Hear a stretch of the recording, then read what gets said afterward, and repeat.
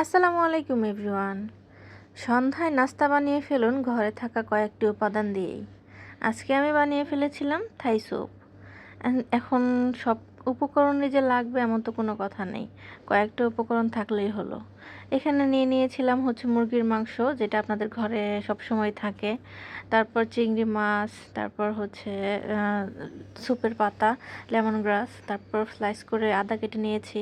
দিয়েছি একটা ডিমের কুসুম, সয়া সস আর সস, সাথে দিয়েছি চিনি আর একটু লবণ। এগুলো দিয়ে সুন্দর করে মিক্সড করে নিচ্ছি। মাশরুমটা নেই তাই মাশরুমটা দিইনি, মানে এটা না থাকলে তো আর কিছু করার নেই, এখন যা থাকবে তাই।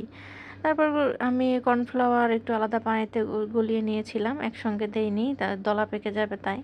গুলিয়ে সুন্দর করে এগুলো মিক্সড করে নিচ্ছিলাম খুব ভালোভাবে, একদম সবগুলোর সাথে, যাতে আলাদা না হয়। তারপর পরিমাণ মতো এখানে পানি দিয়েছিলাম, দিয়ে চুলায় জাল ধরিয়ে দিয়েছি। একটু চুলায় জালটা বাড়িয়ে দিব, তারপর মিডিয়াম আঁচে দিয়ে দিব।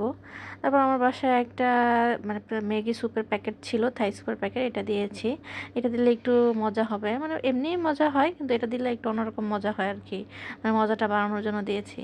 আর স্যুপটাকে অনবরত নাড়তে হবে যাতে করে নিচ দিয়ে না লেগে যায়। আমি কন্টিনিউয়াসলি নেড়েছি। এই তো প্রায় হয়ে গিয়েছে, সিদ্ধ হচ্ছে চিকেনগুলো। হয়ে গিয়েছে যখন, তখন আমি লেবুর রস আর কাঁচামরিচ স্লাইস করে দিয়ে দিয়েছি। তো এই তো আমার স্যুপ রেডি হয়ে গিয়েছে, কত সুন্দর লাল লাল।